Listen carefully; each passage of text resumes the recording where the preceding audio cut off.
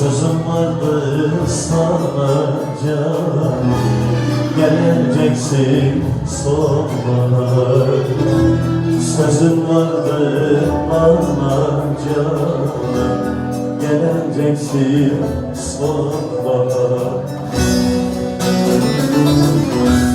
Gelemedim, gelemedim, ya ben sana gelemedim. Sen bu elden giderdin ya, ben kendime gelemedim.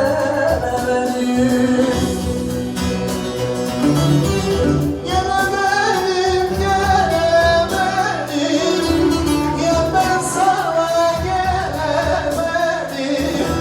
Sen bu elden giderdin ya, ben kendime gelemedim.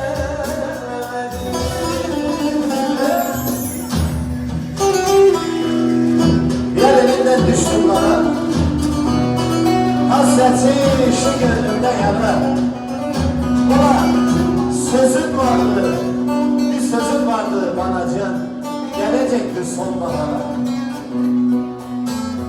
Gelemedim, gelemedim. Ulan ya ben sana gelemedim. Nasıl desem, nasıl istesem bilemedim ama sen çağırdın da ben sana gelemedim. Gelemedim, gelemedim.